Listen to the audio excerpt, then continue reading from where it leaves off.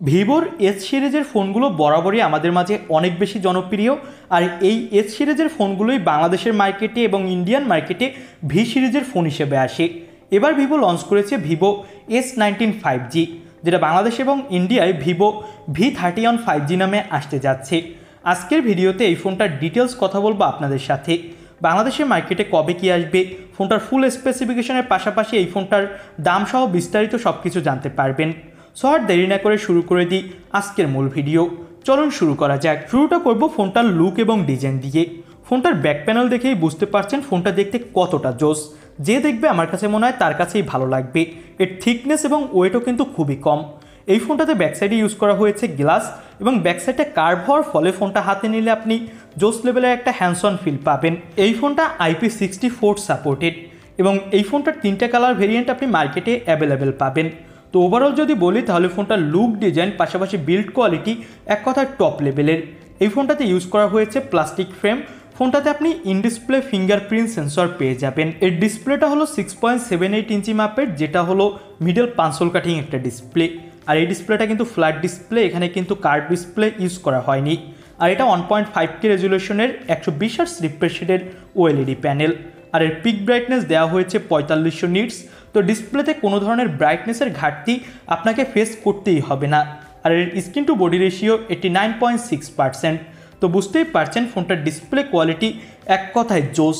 আমার কাছে খুবই ভালো লেগেছে মিড বাজেটে। এবার আমরা ফোনটার পারফরমেন্স সেক্টর নিয়ে কথা বলি। Qualcomm Snapdragon 7 Gen 3 chipset use করা হয়েছে এই ফোনটাতে, যার AnTuTu স্কোর দাঁড়িয়েছে 9 লাখের কাছাকাছি।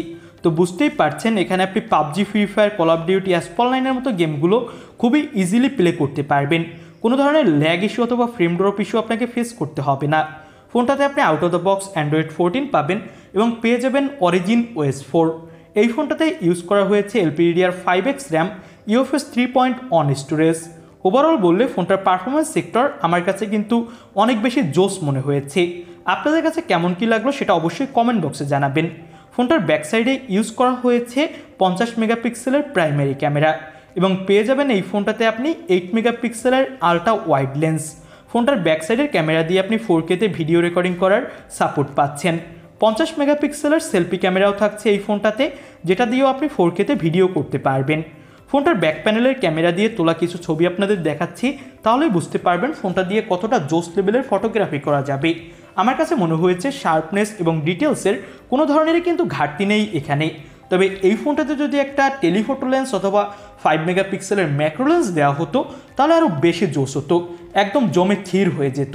তবে মূলত 2 মেগাপিক্সেলের ম্যাক্রো আর ডেপথ সেন্সর দেওয়া হয় মিড বাজেট সেগমেন্টে, সেটাই অ্যাভয়েড করা হয়েছে। তবে বাজেট অনুযায়ী অবশ্যই দেওয়া যেত। এই ফোনটাতে দেওয়া হয়েছে 6000 mAh ব্যাটারি। বক্সে 80 ওয়াটের একটা চার্জার পাবেন, যে চার্জারটি দিয়ে আপনি খুবই দ্রুত এই ফোনটা চার্জ করতে পারবেন। এবার আমরা ফোনটার প্রাইজিংটা নিয়ে কথা বলবো। ফোনটার 2টা ভেরিয়েন্ট লঞ্চ করা হয়েছে, 8256GB আর 16512GB। বেস ভেরিয়েন্টের দাম রাখা হয়েছে 2499 ইউয়ান, যেটা বাংলাদেশি টাকায় কনভার্ট করলে হয় 40,500 টাকা এবং ইন্ডিয়ান রুপিতে কনভার্ট করলে হয় 28,700 রুপি।